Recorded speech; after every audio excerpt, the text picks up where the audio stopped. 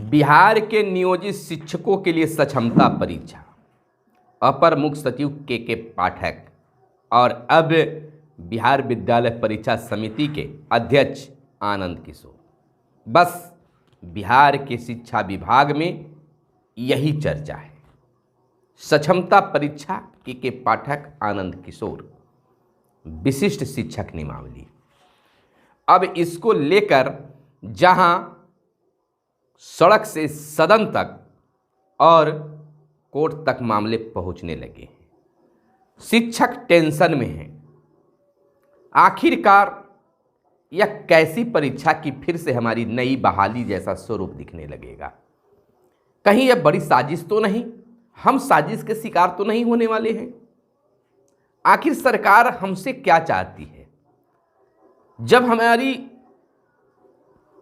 Service सेवा काल साल 2 साल बचा हुआ है, किसी का 10 साल, किसी का 5 साल, किसी का 20 साल, और इस में इतनी बड़ी टेंशन, आज तक कंप्यूटर के सामने गया तक नहीं, अब कंप्यूटर चलाने के लिए मिलेगा। उस कंप्यूटर से हमें परीक्षा देने के लिए होगा।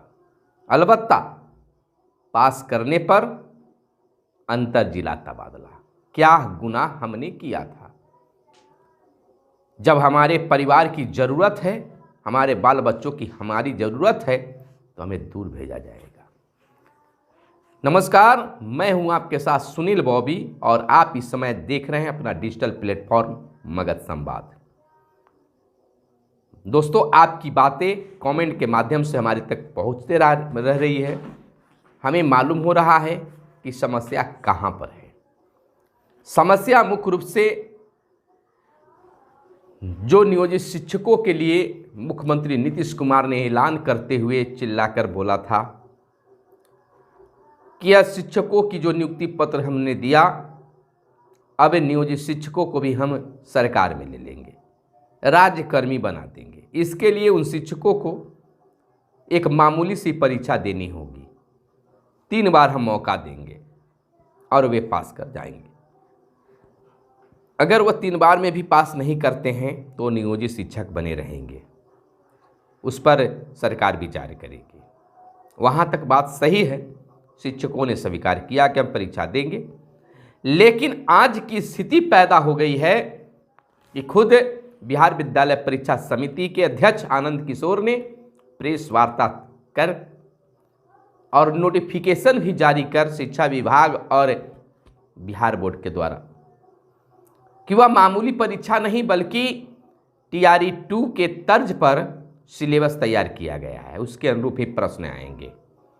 क्या वे शिक्षक जो 9 से 5 बजे तक स्कूल में रहते हैं, क्या उसकी वह तैयारी कर लेंगे? वे शिक्षक जो 9 से 5 स्कूल में रहकर 1 से 5 तक के बच्चों को पढ़ाते रहते हैं, करीब 20 वर्षों से 10 वर्षों से वह पढ़ा रहे हैं, तो क्या TRE 2 के तरह सिलेबस जो है उसकी तैयारी वे कर लेंगे? आखिर सरकार शिक्षकों को इतना जलील करना क्यों चाहती है, यह शिक्षकों का कहना है। यह हमें जलील करने का एक अवसर सरकार ले रही है। फिर भी अगर सरकार चाहती है तो हम परीक्षा देंगे, लेकिन हमें समय मिलनी चाहिए। समय आज वर्तमान यह है कि इंटर की परीक्षा शुरू हो गई है। बहुत सारे शिक्षक जो हैं इंटर परीक्षा में लग गए हैं, सेंटर पर हैं, जो सुबह 7 बजे से अपने घर से निकलकर शाम 6 बजे तक घर पहुंच रहे हैं। सेंटर पर 5 बजे तक परीक्षा हो रही है। आने जाने में उनको समय लगेगा, थक जाते हैं, विच्छन कार्य करते हुए खड़े रहना पड़ता है। क्या वो आकर अपनी सक्षमता परीक्षा की तैयारी कर लेंगे? सोचने वाली बात है। जो आज तक कंप्यूटर पर नहीं बैठा, क्या वह कंप्यूटर चलाना सीख जाएंगे? हाँ, शिक्षा विभाग ने यह व्यवस्था किया है डाइट पर, CRC पर, वो भी 5 बजे के बाद, 7 बजे के बाद। तो रात्रि में क्या शिक्षक वहाँ जा पाएंगे? सुदूर ग्रामीण क्षेत्र के शिक्षक। खैर, बात की बात है। मैटर कोर्ट तक पहुंच गई है, याचिका दायर हो गई है। उम्मीद जताई जा रही है कि सुनवाई के दौरान रोक लगाया जाएगा। खैर ये बात थी।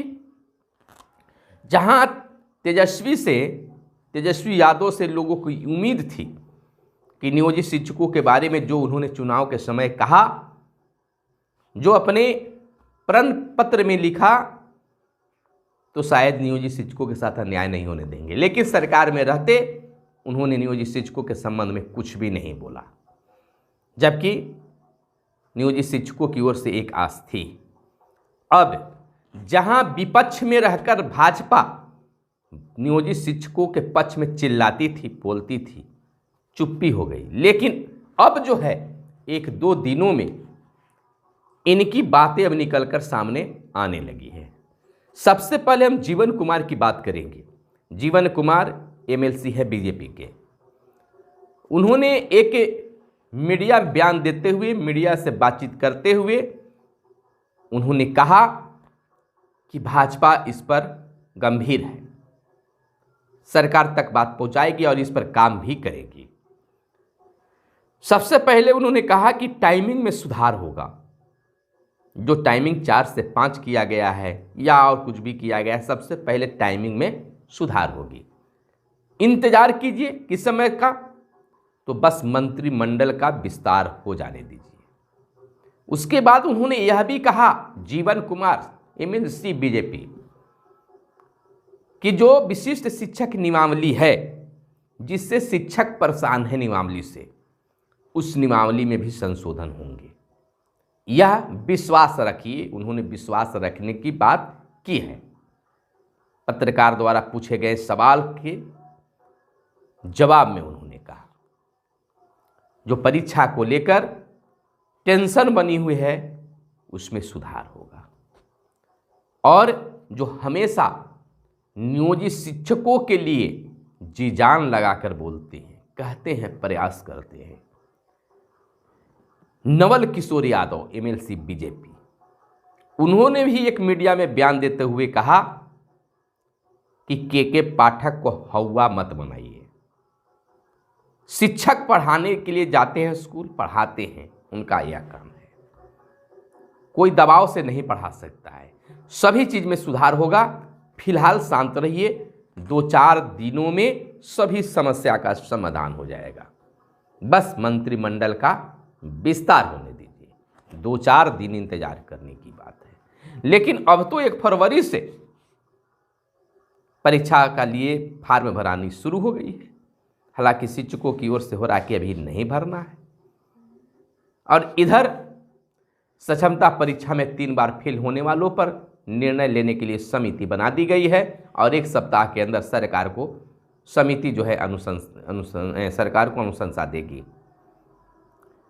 इधर आनंद पुष्कर जो हमेशा शिक्षकों के लिए कुछ करते रहते हैं, पत्र भी पिछले दिनों मुख्यमंत्री को लिखा, उससे भी नहीं बात बनी या कुछ उनको और लगा कि और आगे बढ़ते हैं, तो उन्होंने बिहार के मुख्यमंत्री नीतीश कुमार से फेस टू फेस आवास पर मिला, सेम आवास पर मिला, और उन्होंने नियोजित शिक्षकों की समस्या को रखा, सक्षमता परीक्षा को रखा, जिस पर आश्चर्यचकित होकर मुख्यमंत्री ने कहा कि क्या इसमें अब तक सुधार नहीं हुआ है।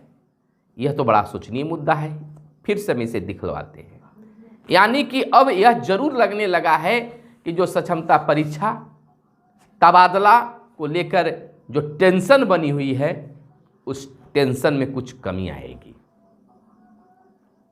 क्योंकि ये इन्होंने सोशल मीडिया पर भी नीतीश कुमार बिहार के मुख्यमंत्री को मिलते हुए फोटो भी शेयर किया है और बातें भी लिखी है, तो बातों में तो सत्यता है। अब बीजेपी वाले अभी बोल रहे हैं, अब मंत्रिमंडल गठन होने के बाद क्या कुछ सुधार होता है यह देखना होगा। हाँ, नियोजित शिक्षक जो हैं यह जरूर कर रहे हैं कि तबादला हो, लेकिन अंतर जिला नहीं, बल्कि 3 प्रखंडों का ऑप्शन मांगा जाए और ऐच्छिक तबादला हो, जो 10 वर्षों और 15 वर्षों से शिक्षक मांग करते आ रहे हैं। वैसी महिला शिक्षिका जो अविवाहित अवस्था में बहाल हुई थी, आज विवाहित हो गई हैं, एक लंबी उम्र गुजर गई है, वो भी अपनी मैके में ही ड्यूटी कर रही है, उनकी तबादला की ज़रूरत है। तो ऐच्छिक स्थानांतरण की सुविधा दी जाए, वे ऑप्शन दे सकते हैं जिलों की। और एक मुश्त जो करने की बात हो रही है कि सभी को कर दिया जाएगा, तो गया वाले पटना, औरंगाबाद वाले मुजफ्फरपुर, मुजफ्फरपुर वाले गया, तो यह तो केवल परेशान करने की एक षड्यंत्र है। शिक्षक अपने जगह पर न रहे, इसके लिए अगर प्रखंड भी आप चेंज करते हैं तो बहुत बड़ा बदलाव आप देख सकते हैं। हाँ, इसकी एक नियम जरूर बननी चाहिए कि अब कोई भी शिक्षक 3 सालों से ज़्यादा, या आप जितने साल की बनाना चाहते हैं, 3 सालों से ज़्यादा एक विद्यालय में नहीं रह सकते हैं। 3 साल से पहले ही आपको हटा दिया जाएगा, या 3 साल जैसे ही पूरा होता है आपको हटना पड़ेगा, आपको हटाया जाएगा। यह नियम बननी चाहिए। जबकि नियोजित शिक्षक 20-20 वर्ष से, 18 वर्ष से, 15 वर्ष से एक ही विद्यालय में हैं और वे दूसरा जगह जाना भी चाहते हैं, लेकिन उनको यह नहीं अच्छा लग रहा है कि हम दूसरे जिला में जाएं। बात भी सही है, वे अपने लिए नहीं बल्कि अपने परिवार वालों के लिए सोच रहे हैं। अब बाल बच्चे उनके काफ़ी बड़े हो गए हैं, शादी ब्याह भी कर रहे हैं, विवाह करने का भी मौका है, तो उसमें भी उनकी परेशानी होगी, गृहस्थी जीवन भी उनको परेशानमय हो जाएगा। तो इसकी सरकार ख्याल रखे, यही सरकार से नियोजित शिक्षकों की मांग है। शिक्षकों का कहना कि इतने आनन फानन में काम किए जा रहे हैं कि समझ ही नहीं आता है कि नियोजित शिक्षक है क्या। फटाक से परीक्षा के लेकर तिथि जारी हो गया, चलिए यह ठीक है, लेकिन इसमें जो बहुत त्रुटियाँ हैं उसमें सुधार होनी चाहिए। और नियोजित शिक्षकों को टेंशन देने के लिए फटाक से कमेटी बन गई, 1 सप्ताह के अंदर में कमेटी जो है सरकार को अनुशंसा देगी। तो टेंशन में रहकर शिक्षक कितना पढ़ा पाएगा, सोचने वाली बात है। तो जिलों का, अंतर जिलों के ट्रांसफ़र रुकनी चाहिए, और उम्मीद जताई जा रही है जो एमएलसी के द्वारा कहा गया कि 1-2 दिनों के बाद, मंत्रिमंडल गठन होने के बाद नियोजित शिक्षकों की समस्या सोल्व कर दी जाएगी। सबसे पहला टाइमिंग की समस्या, उसके बाद नियमावली में जो संशोधन की ज़रूरत है उसमें भी होगी। खैर, नियोजित शिक्षकों की एक और बड़ी जीत हुई है। शिक्षिका के द्वारा जो याचिका दायर किया गया था हाई कोर्ट में, उन्हें नौकरी से संगठन बनाने पर हटा दिया गया था, उस पर जीत हुई है। तो यह भी एक शिक्षकों में खुशी की लहर है। अब शिक्षक नेता भी आगे आने के लिए तैयार हो रहे हैं। फिर मिलते हैं अगले वीडियो में, तब तक के लिए दीजिए इजाज़त। धन्यवाद।